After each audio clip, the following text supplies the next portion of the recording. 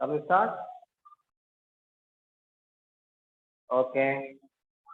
Right. Today onwards we shall start with a new chapter, fire insurance claim. Fire insurance claim. So the title itself says that in this chapter we need to learn how to calculate the loss, how to calculate the loss, how to calculate the loss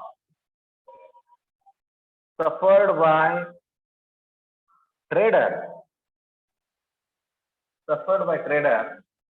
due to fire. Suppose a trader called A is there. In his business premises, he has a stock of goods.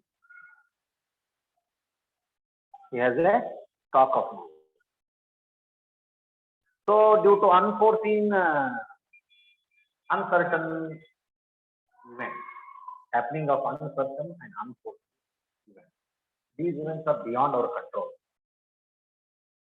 Then if at all any goods in the premises or stock of goods in premises destroyed. If suppose a fire takes place to the premises wherein the trader has kept his stock, then due to that a heavy fire, what happens? The goods in that premises will be destroyed. Along with goods, not only goods, the fixed asset, that is the business premise, the building itself also, sometimes is going to be destroyed. If this happens due to any controllable reason, it is beyond the control of the trader or anybody. If that event is happened or occurred, in that case, the trader is going to put under heavy hardship loss. The trader, all at a sudden, if at all, for a business premise, if fire takes place or something has happened, it is not the usual happening or the usual event, unusual event, unforeseen event. So in that time, if at all the stock which is there in the business premise is totally destroyed or partially destroyed, whatever it may be, that the destruction of goods itself is a loss to the trader. That is why the concept of contract of indemnity arises. Now, we cannot say contract of indemnity.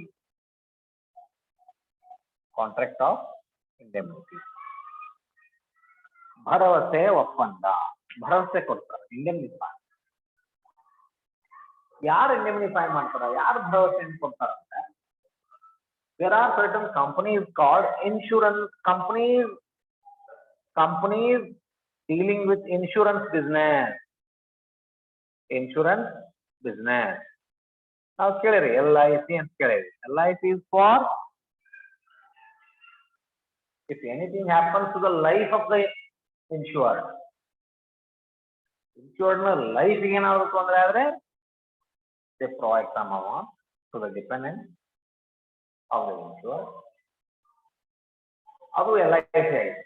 General insurance business ನಲ್ಲಿ ಏನಂತ ಬರುತ್ತೆ, especially for losses occurred due to fire. ಅದರಲ್ಲೇ ಬೇರೆ ಬೇರೆ ಬೇರೆ ಇರ್ತಾವೆ. Accident ನಿಂದ ಅಥವಾ ನೆರೆ ಹಾವಳಿಯಿಂದ, ನ್ಯಾಚುರಲ್ ಕೆಲಾಮಿಟೀಸ್ ಇಂದ, ಅರ್ಥಕ್ವೇಕ್ ನಿಂದ, ಭೂಕಂಪದಿಂದ, ಬೆಂಕಿ ಹತ್ತುವುದರಿಂದ, ಒಳಗೆ ನೀರು ಬಂದು ಹೋಗುವುದರಿಂದ, ಮಳೆ ಬಹಳ ಆಗಿ, ಇವು ಅನ್ಫೋರ್ಸಿನ್ ಇವೆಂಟ್ಸ್ ಅಂತ ಕರಿತೇವೆ. ಹೀಗಾದಾಗ ಟ್ರೇಡರ್ನಿಗೆ ಆ ಪ್ರಿಮೈಸಸ್ ನೀರು ಹೋಗೋದ್ರಿಂದ ಬೆಂಕಿ ಹತ್ತೋದ್ರಿಂದ ಆ ಪ್ರಿಮೈಸ್ ಅಲ್ಲಿ ಇಟ್ಟಂತ ತನ್ನ ಸ್ಟಾಕ್ ಏನಿರುತ್ತಲ್ಲ, ಯಾವ ಗೂಡ್ಸ್ನಲ್ಲಿ ಅವ್ರು ಡೀಲ್ ಮಾಡ್ತಿರ್ತಾನ, ಆ ಸ್ಟಾಕ್ ನುಕ್ಸಾನ್ ಆಯ್ತು ಅಂದ್ರೆ, so who is going to bear that loss? It is not the fault of the businessman. It is not the mistake of the trader. And it is not mistake of anybody. Due to this incident, if at all accidentally fire takes place, short circuit ಆಗಿ, electric short circuit ಆಗಿ ಬೆಂಕಿ ಹತ್ತುವಂತು ಅಂದ್ರೆ ಯಾರು ಕೈ ಅನ್ನೋದು? ಈಗ sudden ಆಗಿ, all at a sudden, if at all anything is happened to the, either to the stock of the goods or to the fixed assets of the trader, that loss is a loss. ಆ loss ಅನ್ನ ಒಂದು ಕೋಟಿ ರೂಪಾಯಿ ಆಸ್ತಿ ಇತ್ತು, 1 ಕೋಟಿ ರೂಪಾಯಿ goods ಇತ್ತು, ಒಳಗೆ 2 ಕೋಟಿ ರೂಪಾಯಿ ಮೆಟೀರಿಯಲ್ ಒಮ್ಮೆ ಬೆಂಕಿ ಹತ್ರ ರಾತ್ರಿ ಊರು ಹೋಗ್ತು ಅಂತ ಹೇಳಿ, what is the fate of the businessman? What is the situation? Just imagine. ಬಿಡಿಗೆ ಬಂದ್ಬಿಡ್ತಾನ. So that in order to avoid all these future risk, ಇಲ್ಲಿ ಏನಾಗತ್ತಂದ್ರೆ, there are certain companies which are dealing with this insurance business. Insurance business ಅನ್ನ ಮಾಡುವಂತ companies, for example X limited company which is dealing with insurance business. ಏನಿದೆ insurance business ಅಂದ್ರೆ, ಈ company ಅವರು customers ಕಡೆಯಿಂದ ಒಂದು ಒಪ್ಪಂದವನ್ನು ಮಾಡ್ಕೊಂತಾರ, ಇನ್ಶೂರೆನ್ಸ್ ಕಾಂಟ್ರಾಕ್ಟ್ ಅಂತ ಕರಿತೀವಿ. ಲಾ ಆಫ್ ಇನ್ಶೂರೆನ್ಸ್ ನಲ್ಲಿ insurance contract, the very nature of that insurance contract is, ನಾ ಏನ್ ಹೇಳಿದೆ, contract of indemnity. Contract of indemnity, indemnity ಭರವಸೆ. ಯಾರು ಭರವಸೆ ಕೊಡ್ತಾರ? ಇನ್ಶೂರೆನ್ಸ್ ಕಂಪನಿ ಅವರು ಈ ಟ್ರೇಡರ್ ಭರವಸೆ ಕೊಡ್ತಾರ. ನೋಡಪ್ಪ, at all, if you enter into contract with us, there is a contract of indemnity. So we are undertaking the risk of loss if at all it happens in future due to fire. ಅಂತ ಇವ್ರು ಏನ್ ಮಾಡ್ತಾರೆ, ಭರವಸೆಯನ್ನು ಕೊಡ್ತಾರೆ. ಯಾರಿಗೆ? ಏನಿಗೆ ಕೊಡ್ತಾರೋ? ಟ್ರೇಡರ್ಗೆ. ಏನೆಂದು on an average the stock, the value of stock that is going to be held by the trader on an average ಎಷ್ಟು ಇರುತ್ತಪ್ಪ ನಿಂದು ನಿನ್ನ ಗುಡೌನ್ ಅಲ್ಲಿ, ನಿನ್ನ ಅಂಗಡಿಯಲ್ಲಿ ಅಂತ ಕೇಳಿದ್ರೆ, ತರ್ಸೋದು, ಕೊಡೋದು, ಬರ್ತಿರ್ತದೆ, ಮಾರ್ತಿರ್ತಾನೆ ಎಲ್ಲ ಕಡೆ. But average stock that you need to maintain in the business demand, ನಿನ್ನ ವ್ಯಾಪಾರದ ಮೇಲೆ ನಿನಗೆ ಗುರುತಾಗುತ್ತೆ. ಎವರೇಜ್ ಸ್ಟಾಕ್ ಎಷ್ಟು ಇರುತ್ತೆ ನಿಂದು, ದಿನನಿತ್ಯದ ವ್ಯಾಪಾರ ಎಷ್ಟು ನಿಂದು, ನೀ ಸ್ಟಾಕ್ ಎಷ್ಟು ಮೇಂಟೈನ್ ಮಾಡ್ಬೇಕು ಅದು ಗೊತ್ತಿರ್ಬೇಕು. ಸಪೋಸ್ ಏನ್ ಹೇಳಿದ, ಎವರೇಜ್ ಸ್ಟಾಕ್ ಅಂದ್ರ ಇವತ್ತು ಅಂಗಡಿ ಒಂದ್ ಮಾಡ್ಕೊಂಡು ಹೋದ್ನಿ ಅಂದ್ರಿ, ನಾಳೆ ಮುಂಜಾನೆ ಅಂಗಡಿ ತೆಗಿಯೋರಾಗ ನನ್ನ ಅಂಗಡಿಯಾಗ ಕನಿಷ್ಠ ಒಂದು 10 ಲಕ್ಷ ರೂಪಾಯಿ ಮೆಟೀರಿಯಲ್ ಇರ್ತೈತ್ರಿ ದಿವಸ ಅಂದಿದ್ ಅಂತೇಳಿ. ಇವತ್ತು ರಾತ್ರಿ ಅಂಗಡಿ ಕಿಲಿ ಹಾಕೊಂಡು ಹೋಗುವಾಗ 10 ಲಕ್ಷ ಇತ್ತು, ನಾಳೆ ಬೆಳಿಗ್ಗೆ ಅಂಗಡಿ ಓಪನ್ ಮಾಡಿದ, ಮತ್ ಸಂಜಿತಾನ ಅಂದ್ರ ಒಂದ್ 2-3 ಲಕ್ಷ ರೂಪಾಯಿ ವ್ಯಾಪಾರ ಮಾಡಿದ, 7 ಲಕ್ಷ ಉಳಿತು. ಮತ್ ಅವತ್ತು ಬೇರೆ ಊರಿಂದ ತನ್ನ ಸಪ್ಲೈಯರ್ ಕಡೆಯಿಂದ ಒಂದು 3 ಲಕ್ಷ ರೂಪಾಯಿ ಖರೀದಿ ಮಾಡಿದ್ದ, ಮತ್ತು ಅಂಗಡಿ ಕಿಲಿ ಹಾಕೊಂಡು ಹೋಗುವಾಗ 10 ಲಕ್ಷನ. It means that on an average he maintains the stock of goods to the extent of 10 lakh.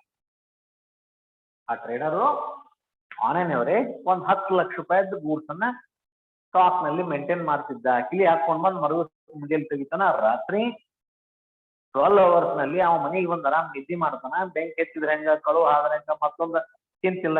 10 lakh ರೂಪಾಯಿ ಮೆಟೀರಿಯಲ್ ಐತಿ ಹೆಂಗ ಅಂತಂದ್ರ ಚಿಂತ ಬಿಟ್ಟಿರ್ತಾನ. ಯಾಕಂದ್ರ if anything happens to the building of the business that he is undertaking or the stock of goods which are there in the business premises, ಈ ಲುಕ್ಸಾನನ್ನ X ಅನ್ನು company ಅವರು ತುಂಬಿ ಕೊಡ್ತಾರ ಅಂತ ಇವ್ನಿಗೆ ಭರವಸೆ ಐತಿ. ನೋಡ್ರಿ, suppose mister A trader has taken the policy of fire insurance policy to the extent of 10 lakhs. ಇದರ ಏನು ಕಂಡೀಷನ್ ಏನು? If fire takes place to your business premise, if any loss is taken place either to the fixed assets or to the goods which are kept in the department, business premises, then we are there to reimburse the loss. ನಾವು ನಮ್ಮ insurance ಕಂಪನಿಯಿಂದ ನಿಮಗೆ ಕೊಡ್ತೇವಿ ಅಂತ ಒಪ್ಪಂದ ಆಗ್ಬಿಟ್ಟೈತೆ ಅವ್ರವ್ರ. ಹೀಗಾಗಿ ಈ ಟ್ರೇಡರ್ ಏನದನಲ್ಲ ಅವ ಬಾಗ ನಿಶ್ಚಿಂತೆಯಿಂದ ಇರ್ತಾನವ ಇನ್ಶೂರೆನ್ಸ್ ತಗೊಂಡಿದ್ನ. ಗಾಡಿ ರೈಡ್ ಮಾಡುವಾಗ ಹೆಲ್ಮೆಟ್ ಹಾಕೊಂಡು ಹೊಡ್ಯಾಕತ್ತಿದ್ರೆ ಅಂದ್ರೆ ಸ್ವಲ್ಪ ನಿಶ್ಚಿಂತೆಯಿಂದ ಗಾಡಿ ಹೊಡಿಬೋದು. ಬಿದ್ರಪ್ಪ ಅಂದ್ರೆ ತಲೆಗೆ ಪೆಟ್ಟ ಹತ್ತಂಗಿಲ್ಲ, ನೀವೇನು ಹೋಗಂಗಿಲ್ಲ, ತಲೆಗೆ ಪೆಟ್ಟ ಬೀಳೋದಿಲ್ಲ ಅಂತ ಅಷ್ಟು ಸೇಫ್ಟಿ ಇದೆ, ಅಷ್ಟು ಸೇಫ್ಟಿ ಇದೆ. ಹಂಗೆ ಇನ್ಶೂರೆನ್ಸ್ ಅನ್ನ ವೆಹಿಕಲ್ ಇನ್ಶೂರೆನ್ಸ್ ಯಾಕೆ ಮಾಡಿಸ್ಬೇಕು? ಇನ್ಶೂರೆನ್ಸ್ ಇಲ್ಲದ ಗಾಡಿ ಯಾಕೆ ಹೊಡಿಬಾರ್ದು? ಇನ್ಶೂರೆನ್ಸ್ ಇಲ್ಲದ ಗಾಡಿ ಯಾಕೆ ಹೊಡಿಬಾರ್ದಪ್ಪ? ಪೊಲೀಸರು ಕೇಳ್ತಾರಲ್ಲ, ಹಿಡಿದು ಇನ್ಶೂರೆನ್ಸ್ ಎಲ್ಲ ಐತಿ. ಇನ್ಶೂರೆನ್ಸ್ ಅಂದ್ರೆ ಅವರು ಭರವಸೆಯನ್ನು ಕೊಟ್ಟಿರ್ತಾರೆ ನಿಮಗೆ. ಒಂದಿಷ್ಟು ಅವ್ರಿಗೆ ಕಟ್ಟುವಂತ ಪ್ರೀಮಿಯಂ, ವರ್ಷದ ಪ್ರೀಮಿಯಂ ಕಟ್ಟಿಬಿಟ್ರೆ ಮೀಗರ್ ಪ್ರೀಮಿಯಂ ಇರ್ತದ. ಒಂದು 2 ವೀಲರ್ಗೆ 1000 1200 ಹೊಸ ಗಾಡಿಗೆ ಇರ್ತದೆ ಅಂತ ತಿಳ್ಕೊರಿಪ್ಪ. ನೀವು 1 ಲಕ್ಷ ರೂಪಾಯಿ ಕೊಟ್ಟು ಗಾಡಿ ತಗೊಂಡಿರ್ತೀರಿ, 1000 ರೂಪಾಯಿ ಇನ್ಶೂರೆನ್ಸ್ ಕಟ್ಟಿದ್ ಬಿಟ್ಟಿದ್ರಿ ಅಂತಂದ್ರೆ ಇಫ್ ಎನಿಥಿಂಗ್ ಹ್ಯಾಪನ್, ಎಲ್ಲರ ಆಕ್ಸಿಡೆಂಟ್ ಆಯ್ತು, ಎಲ್ಲರ ಕೆಡವಿದ್ರಿ, ಗಾಡಿಗೆ ಏನಾರ ಡ್ಯಾಮೇಜ್ ಆಯ್ತು, 25-30 ಸಾವಿರ ರೂಪಾಯಿ ಖರ್ಚು ಬಂತು ಗಾಡಿ ರಿಪೇರಿ ಮಾಡಕ್ಕೆ, ಕೈಲಿ ಮತ್ತೆ ಖರ್ಚು ಮಾಡ್ಬೇಕು. ಇನ್ಶೂರೆನ್ಸ್ ಇತ್ತಂದ್ರೆ ಅದರೆಲ್ಲ ರಿಪೇರಿ ಖರ್ಚು ಇನ್ಶೂರೆನ್ಸ್ ಕಂಪ್ನಿಯವ್ರು ಕೊಡ್ತಾರೆ. ನೀವು ಕಟ್ಟಿದ್ದಷ್ಟು 1,000 ರೂಪಾಯಿ. ಅವ್ರು 30,000 ರೂಪಾಯಿ ಅಕಸ್ಮಾತ್ ಖರ್ಚು ಆದ್ರು ಅವ್ರು ನಿಮಗೆ ಅವ್ರು ಶೋರೂಮ್ನಾಗ ರೊಕ್ಕ ಕೊಟ್ಟು ರಿಪೇರಿ ಮಾಡಿ ನಿಮ್ಗೆ ಕಳಿಸ್ತಾರೆ. ಇದು ಎರಡನೇದು, ನೀವು ಯಾರಿಗಾರ ಹಾಕಿದ್ರಿ ಅಂತೀವಿ, ನೀವು ಯಾರಿಗಾರ ಹಾಕಿಬೇಕು ಗಾಡಿ, ನೀವು ಗಾಡಿ ಹಾಕಿದ್ರ ಅವ್ರಿಗೇನು ಕಾಂಪನ್ಸೇಷನ್ ಕೊಡ್ಬೇಕಲ್ಲ? ಅವ್ರ ಮೆಡಿಕಲ್ ಎಕ್ಸ್ಪೆನ್ಸ್ ಹಾಕಿ ನಾವು ಸತ್ತ ಬಿಟ್ನ ಅಂತೀವಿ, ಅವ್ನ ಕಾಂಪನ್ಸೇಷನ್, ಡೆತ್ ಕಾಂಪನ್ಸೇಷನ್. ಇನ್ಶೂರೆನ್ಸ್ ಇರ್ಲಿಲ್ಲ ಅಂದ್ರ ಗಾಡಿ ಹೊರ ತನ್ನ ಆಸ್ತಿ ಮಾರಿ ಕೊಡ್ಬೇಕಾಗೈತಿ. 20 ಲಕ್ಷ, 30 ಲಕ್ಷ, 50 ಲಕ್ಷ. ಇವರು 1 ಲಕ್ಷ ರೂಪಾಯಿದ ಗಾಡಿ ನೀವು ಯಾವಂಗಾರ ಹಾಕಿದ್ರಿ ಅಂದ್ರೆ ಅವಂಗ ಏನ್ರ ಆತಂದ್ರೆ ಅವಾಗ ಇನ್ಶೂರೆನ್ಸ್ ಇರ್ಲಿಲ್ಲ ಅಂದ್ರ ನೀವು ಮನಿ ಮಠ ಮಾರಿ ಅವ್ರಿಗೆ ಕೋರ್ಟ್ ಹೇಳ್ತತಿ ಕೊಡೋಣ. ಇನ್ಶೂರೆನ್ಸ್ ಕೊಟ್ಟೆ ಅಂದ್ರೆ ನೀ ಕೊಡೋಣ. So that third party insurance ಅಂತ ಅಂತಾರ. ಥರ್ಡ್ ಪಾರ್ಟಿ ಇನ್ಶೂರೆನ್ಸ್ ಯಾರಿಗಾರ ನಾವು ಗಾಡಿ ಹೊಡಿಯುವಾಗ ಯಾರಿಗಾರ ಹಾಕಿದ್ವಿ, ಏನಾರ ಆತು, ಕೋರ್ಟ್ ಅವ್ಗೆ ಎಷ್ಟು ಕೊಡ್ಬೇಕಂತ ಡಿಕ್ಲೇರ್ ಮಾಡ್ಬೇಕಲ್ಲ ಅಷ್ಟು ದುಡ್ಡನ್ನ ಇನ್ಶೂರೆನ್ಸ್ ಕಂಪ್ನಿಯವ್ರು ಕೊಡ್ತಾರೆ. ನೀವು ಕೊಟ್ಟಿದ್ರು ಎಷ್ಟು ವರ್ಷಕ್ಕೆ ಅವರಿಗೆ? 1 ವರ್ಷ.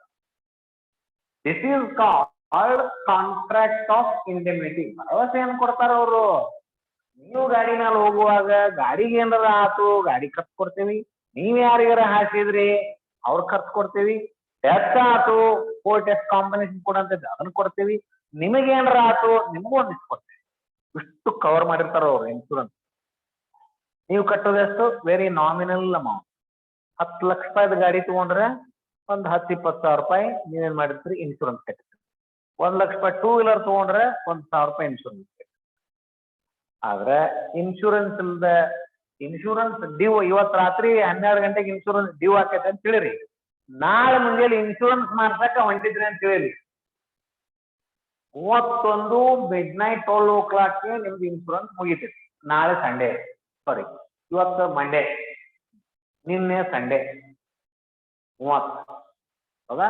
29ಕ್ಕೆ ಮುಗಿತಿತ್ತು ಅಂತ ಹೇಳಿರಿ, ಅಥವಾ 30ಕ್ಕೆ ಮುಗಿತಿತ್ತು ಅಂತ ಹೇಳಿರಿ. ನಿನ್ನೆ ಮುಗಿತಿತ್ತು, ನಿನ್ನ ಇನ್ಶೂರೆನ್ಸ್ ಕಂಪ್ನಿಯವ್ರು ಬಂದೈತೆ, ನಿಮ್ಮ ಪ್ರೀಮಿಯಂ ರಿನ್ಯೂವಲ್ ಆಗಿಲ್ಲ.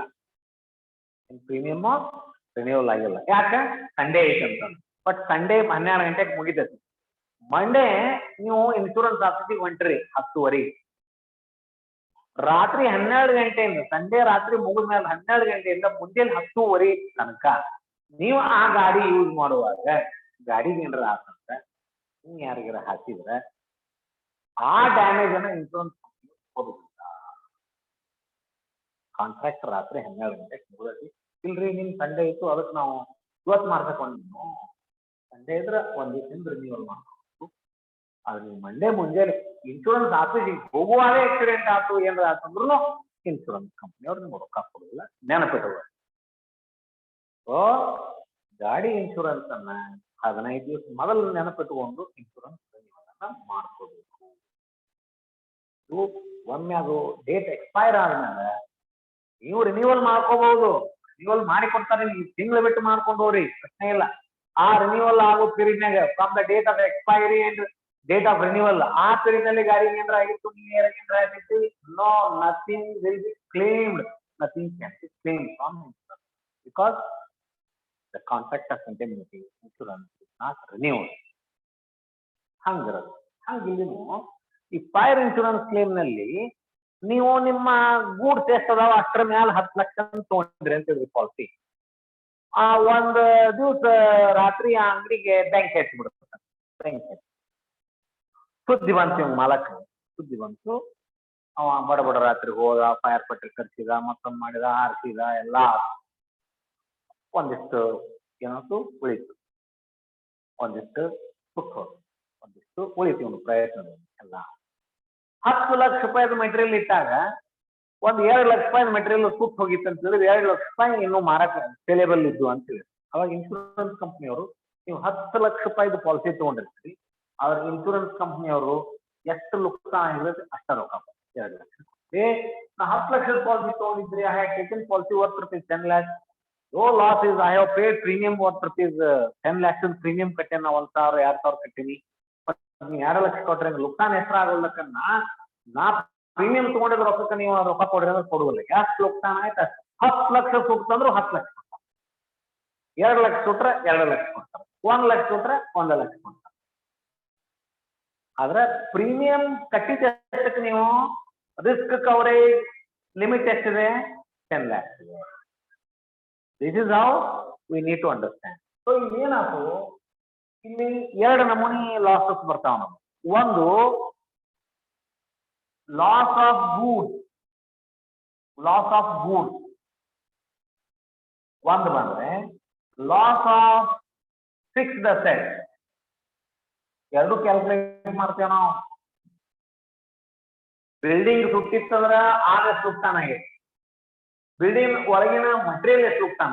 ಒಮ್ಮೆ ಬಿಲ್ಡಿಂಗ್ ಹೆಂಗ್ ಕೆಟ್ಟಿರ್ತೈತಿ, ಹೊರಗಿನವರೆಗೆ ಫೈರ್ ಫೈಟರ್ ಬಂದು ಹೊರಗಿನವರೆಗೆ ಆರಿಸ್ಬಿಟ್ರು, ಒಳಗಿನ ಮಟೀರಿಯಲ್ ಅವಾಗ no claim for loss of goods, only claim for loss of fixed asset. ರಿಪೇರಿಗೆ ಎಷ್ಟು ಖರ್ಚು ಬರುತ್ತಾ ಅಷ್ಟು, ರಿಪೇರಿಗೆ ಎಷ್ಟು ಖರ್ಚು, ಒಂದ್ 50,000 ಖರ್ಚು ಅಷ್ಟು. ಪೂರ್ತಿ ಏನು ಆಗೇ ಇಲ್ಲ. ಮುಂದ ಇನ್ಶೂರೆನ್ಸ್ ನೀವು ಮಾಡ್ತೀರಿ, ಪ್ರೀಮಿಯಂ ಕಟ್ಟಿರಿ, ನಿಶ್ಚಿಂತದ್ರಿ. ಆದ್ರೆ ಬಿಲ್ಡಿಂಗ್ ಬೆಂಕಿ ಹೆಚ್ಚೈತಿ ಅಂತ ಹೇಳಿದ ಫೋನ್ ಬಂದ್ರು ನೀವು ರೆಸ್ಪಾಂಡ್ ಮಾಡ್ಲಾರ್ದಂಗ ಇನ್ಶೂರೆನ್ಸ್ ಐತೆ ಆಳಬೇಕು. ಎಷ್ಟು ಸುಟ್ರು ಅಷ್ಟು ನನಗೆ ಹೊಳೆ ಬರ್ತೈತೆ ಇನ್ಶೂರೆನ್ಸ್ ಕಂಪ್ನಿಯಿಂದ ಅಂತಂದ್ರೆ, if any efforts have not been done by the insured person, ನೋಡ್ರಿ ಹೆಂಗೈತಿ, ಇನ್ಶೂರ್ಡ್ ಪರ್ಸನ್ ಎಫರ್ಟ್ಸ್ ಇಲ್ಲ ಅಂದ್ರೆ ಅದೇನ್ ಹೇಳ್ತಾರ, insured person must have insurable interest. ಒಂದು ಕಾನ್ಸೆಪ್ಟ್ ಬರುತ್ತೆ, ಇನ್ಸೂರೇಬಲ್ ಇಂಟ್ರೆಸ್ಟ್. ಇನ್ಸೂರೇಬಲ್ ಇದಕ್ಕ ವಿಮಾಸಕ್ತಿ ಅಂತ ಕರೀತಾರೆ. ಯಾವ ವಸ್ತುವಿನ ಮೇಲೆ ನೀವು ವಿಮೆಯನ್ನ ತಗೊಂಡಿರ್ತಾರೋ, ವಿಮೆ ಮಾಡ್ತಿರ್ತೀವಿ, ಇನ್ಶೂರೆನ್ಸ್ ಪಾಲಿಸಿಯನ್ನು ತಗೊಂಡಿರ್ತಾರೆ, ನಿಮ್ಮ ಲೈಫ್ ಮೇಲೆ ಮಾಡ್ತಿದ್ರೆ ನಿಮ್ಮ ಜೀವವನ್ನ ನೀವು ಪ್ರೀತಿಸ್ತಿರ್ಬೇಕು, ಅದ್ರ ಮೇಲೆ ನಿಮ್ಗೆ ಆಸಕ್ತಿ ಇರಬೇಕು. ಅದ್ರ ಡ್ರೈವರ್ನ ಇನ್ಶೂರೆನ್ಸ್ ಐತಿ ಅಂತಾರ, ಯಾರು ಬಡದಾಡಿ ಉಳ್ಸಾಕ ನೋಡ್ತಾರ, ದಟ್ ಇಸ್ ಕಾಲ್ಡ್ ಇನ್ಶೂರೇಬಲ್. ಹಂಗ ಅಂಗಡಿಗೆ ಬ್ಯಾಂಕ್ ಐತೈತ್ರಿ ಅಂದ್ರೆ ಸುಡ್ಲಾಳ ಇನ್ಶೂರೆನ್ಸ್ ಐತಿ ಅಂದ್ರ ನಡೆಯಂಗಿಲ್ಲ. If insurable interest is missing, ವಿಮಾಸಕ್ತಿಯಲ್ಲಿ ಕಾಣಿಲ್ಲ ಅಂದ್ರೆ ಅಕಸ್ಮಾತು ನಾವು ಪ್ರೂವ್ ಯುವರ್ ಇನ್ಶೂರೇಬಲ್ ಇಂಟ್ರೆಸ್ಟ್, ವಿಮಾಸಕ್ತಿ ಕಾಣಲಿಲ್ಲ ಅಂದ್ರೆ ನೋ ಕ್ಲೇಮ್ ಇರುವಂತ ಹೇಳಿದಿವ್ರಿ. ಮಾಲಕ್ಗೆ ಬಂದರೆ ಬಿಲ್ಡಿಂಗ್ ನೋಡಿದ, ಸುಮ್ ಕೈ ಕಟ್ಕೊಂಡ್ ನಿಂತ, ಮತ್ ನಕ್ಕೊಂತ ನಿಂತ, ಇಲ್ರಿ ಫೈರ್ ಫೈಟರ್ ಎದಕ್ ಕರ್ಸಿನ ಫೈರ್ ಫೈಟರ್, ಇದ್ರ ಮೇಲೆಲ್ಲ ಇನ್ಶೂರೆನ್ಸ್ ಐತಿ, ಇನ್ಶೂರೆನ್ಸ್ ಗ್ಯಾಸ್ ಸೂಟ್ರು ಇನ್ಶೂರೆನ್ಸ್ ಕೊಡ್ತಾರ ನಮ್ಗೆ, ನಾಯಕ್ ಕರ್ಲಿ ಫೈರ್ ಫೈಟರ್ ಸುಟ್ಟು ಸುಡ್ಲಿ ಬಿಡ ಅನ್ಕೊಂಡ್ ಪುರು ಒಂದ್ ನೋಡ್ಕೊಂತ ಹಂಗ ನಿಂತರಿ ಅಂತ ಏನ್ರ ಗೊತ್ತಾಗ ಇನ್ಶೂರೆನ್ಸ್ ಕಂಪ್ನಿಯವ್ರಿಗೆ ಹಂಗ ನಿಂತು ಏನು not done anything to mitigate the loss. Mitigation of loss ಅಂತಾರ ಅಂದ್ರೆ ಏನು, ಆಗುವ ನುಕ್ಸಾನನ್ನ ಕಡಿಮೆ ಮಾಡೋದು.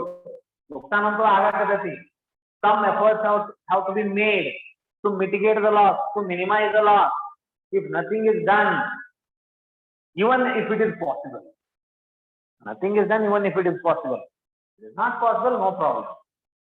Even if it is not possible, even if it is possible, if it he has not done it, it shows that the insured had no insurable interest. Insured ಏನದಾವಲ್ಲ ಅವಂಗ ವಿಮಾಸಕ್ತಿ ಇರಲಿಲ್ಲ. ವಿಮಾಸಕ್ತಿ ಇರದೇ ಹೋತಂದ್ರೆ ಆ ಇನ್ಶೂರೆನ್ಸ್ ಕಾಂಟ್ರಾಕ್ಟ್ ಯಾವ್ದು ವ್ಯಾಲ್ಯೂ ಇಲ್ಲ. No claim can be claim. ಯಾವ ಕ್ಲೇಮ್ ಅನ್ನು ಕೇಳಲಿಕ್ಕೆ ಬರುವುದಿಲ್ಲ. ಪ್ರಿನ್ಸಿಪಲ್ ಆಫ್ ಇನ್ಶೂರೆನ್ಸ್ ಅಲ್ಲಿ ಕಲ್ತಿರ್ಬೇಕು. ಈಗ ನೋಡಿ, ಈ ರೀತಿಯಾದಂತ ಒಂದು ಒಪ್ಪಂದ ಇನ್ಶೂರೆನ್ಸ್ ಕಂಪನಿಯವರು ಮತ್ತು ವ್ಯಾಪಾರ ಮಾಡತಕ್ಕಂಥ ವ್ಯಕ್ತಿ ನಡಕ ಒಂದು ಒಪ್ಪಂದ ಆಗಿರ್ತೈತಿ. ಅದಕ್ಕೆ ನಾವು ಫೈರ್ ಇನ್ಶೂರೆನ್ಸ್ ಕಾಂಟ್ರಾಕ್ಟ್ ಅಂತ ಕರಿತೇವೆ. ಜನರಲ್ ಇನ್ಶೂರೆನ್ಸ್ ಬಗ್ಗೆ ಹೇಳಿದೆ ನಾನು ನಿಮ್ಗೆ. ಇಲ್ಲಿ ಸ್ಪೆಸಿಫಿಕ್ಲಿ ನಾವು ಕಲಿಯೋದೇನು ಅಂತಂದ್ರೆ ಫೈರ್ ಇನ್ಶೂರೆನ್ಸ್ ಕಾಂಟ್ರಾಕ್ಟ್ ಅಂತ ಹೇಳ್ತೀವಿ. ಯಾವ ವ್ಯಕ್ತಿ policy the person who has taken the policy is called as insured. Trader is insured. Who has taken or who has indemnified to make the loss good is called as insurer. That is insurance company. ಯಾರು ಆ ನುಕ್ಸಾನ ನಾವು ಸರಿ ಮಾಡಿ ಕೊಡ್ತೇವೆ ಅಂತ ಭರವಸೆ ಕೊಟ್ಟಿರ್ತಾರೋ ಅವರಿಗೆ ಇನ್ಶೂರರ್ ಅಂತ. The person to whom the indemnity is given to make the good loss which is occurred due to the fire, that person is called as insured. ನಾವು ಏನು ಕರಿತೀವಿ? insured. ಸೊ ಈ ರೀತಿಯಾದಂತ ಒಂದು ಒಪ್ಪಂದ ಆಗಿರುತ್ತೆ. ಇಲ್ಲಿ ನೀವು ಈ ಚಾಪ್ಟರ್ ನಲ್ಲಿ ಕಲಿಯೋದು ಏನು ಅಂತಂದ್ರೆ, as an accountant or as a trader, ಈಗ ನೀವು ನಿಮ್ಮ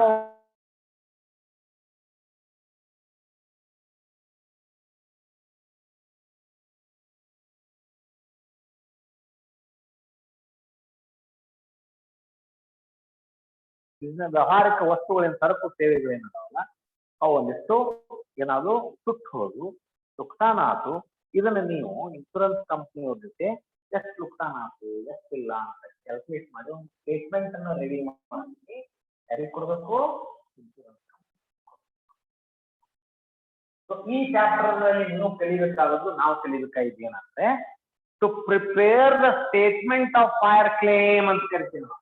ಇಲ್ಲಿ ಯಾವ್ದು ಅಕೌಂಟ್ ಏನು ಹಾಕೋದಿಲ್ಲ. ಇಲ್ಲಿ ನೀವೇನ್ ಕಲಿಬೇಕಿಲ್ಲ? ಸ್ಟೇಟ್ಮೆಂಟ್, ಪ್ರಿಪರೇಷನ್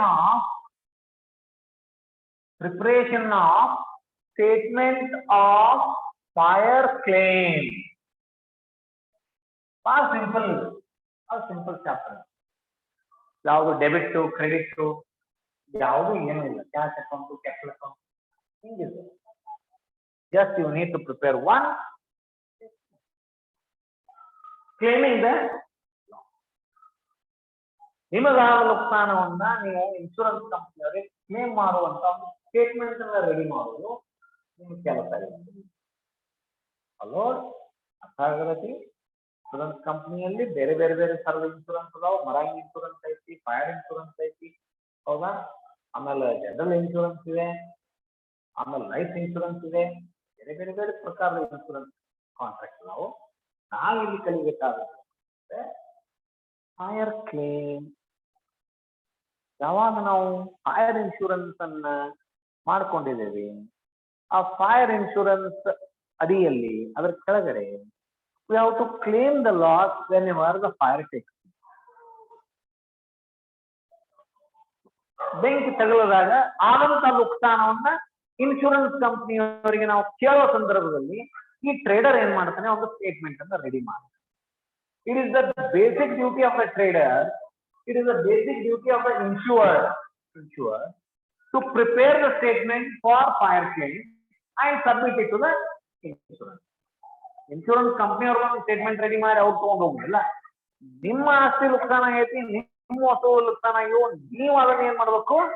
ಸ್ಟೇಟ್ಮೆಂಟ್ ಅನ್ನು ರೆಡಿ ಮಾಡಬೇಕು. It is your basic duty to prepare the statement and submit it to. So ಈಗ ನೀವು as an accountant that you need to learn how to prepare the statement of ಈ chapter ಮೂಲ ಉದ್ದೇಶ fire statement of fire claim ಅನ್ನ insurance ಕಂಪನಿಯವರು ಕೇಳೋ ಸಂದರ್ಭದಲ್ಲಿ ಈ ಸ್ಟೇಟ್ಮೆಂಟ್ ಅನ್ನು ಹೆಂಗ್ ರೆಡಿ ಮಾಡುದು ಅಂತ ಕಲಿಯೋದೇನೈತಿಲ್ಲ ಈ chapter. What is the learning objective of this chapter? To learn to prepare the statement. Statement of what? Statement of finance. ಯಾರು ಪ್ರಿಪೇರ್ ಮಾಡಬೇಕು? ಟ್ರೇಡರ್ ಮಾಡಬೇಕು. On behalf of a trader, accountant is going to prepare the statement and later on he submits to the insurance. ಈ chapter ಅಲ್ಲಿ ಯಾವುದು journal entry ಆಗಲಿ ಮತ್ತೊಂದಾಗಲಿ ಯಾವುದು ಏನೂ ಇಲ್ಲ. Very simplest chapter out of this 5 chapter. ಈ unit ನಲ್ಲಿ ಈ ಸೆಮಿಸ್ಟರ್ ನಲ್ಲಿ ಈ ಸಬ್ಜೆಕ್ಟ್ ನಲ್ಲಿ ಅತಿ ಸಿಂಪಲ್ ಆಗಿರುವಂತ ಚಾಪ್ಟರ್ ಯಾವುದು ಅಂದ್ರೆ ಫೈರ್. ಅರ್ಥ ಆಯ್ತಾ? ಸೊ ಥಿಯರಿಟಿಕಲ್ ಆಸ್ಪೆಕ್ಟ್ ಅನ್ನು ಇವತ್ತು ನೋಡ್ಕೊಂಡು ನಾಳೆ ಮುಂದಿನ ಭಾಗವನ್ನು ನಾವು ಡಿಸ್ಕಷನ್ ಮಾಡೋಣ. ಓಕೆ. ಇವತ್ತ ಕೆಲವು ಪ್ರಾಬ್ಲಮ್ಸ್ ಅನ್ನ ಕಳಿಸ್ತೇನೆ. ಇಲ್ಲಿ ಡಿಪಾರ್ಟ್ಮೆಂಟ್ ಇನ್ನೂ ಪ್ರಾಬ್ಲಮ್ ಕಳಿಸ್ತೇನೆ. ಮೊನ್ನೆ ಕಳಿಸಿದ್ದೆ ಬಿಡ್ತೀರಿ ಎಲ್ಲರೂ? ಮೊನ್ನೆ ಕಳಿಸಿ ಬಿಡ್ತೀರಿ? ಒಂದೊಂದು 5 ಪ್ರಾಬ್ಲಮ್ ಕಳಿಸಿದ್ದೆ ಬಿಡ್ತೀರಿ? ಎಲ್ಲರೂ ಸಾಲ್ವ್ ಮಾಡಿರಿ? other day I have sent 5 problems. Solve ಮಾಡಿರಲ್ಲಪ್ಪ? ಓಕೆ. ಆದರೆ ಇವತ್ತು ಒಂದಿಷ್ಟು ಡಿಪಾರ್ಟ್ಮೆಂಟ್ ಅಕೌಂಟ್ ಮೇಲೆ ನಾನು ಪ್ರಾಬ್ಲಮ್ ಕಳಿಸ್ತೀನಿ. ಇವತ್ತು ನೀವು ಅದರ ಮೇಲೆ ಪ್ರಾಬ್ಲಮ್ ಬಿಡ್ತೀವಿ. ನಾಳೆ ಇನ್ಶೂರೆನ್ಸ್ ಮುಂದಿನ ಭಾಗವನ್ನು ನಾನು ಮತ್ತೆ ಕಂಟಿನ್ಯೂ ಮಾಡ್ತೀನಿ. ಸಾಧ್ಯವಾದ ಒಂದು ಪ್ರಾಬ್ಲಮ್ ಬಿಡುತ್ತೆ. Okay. Shall we conclude the class today?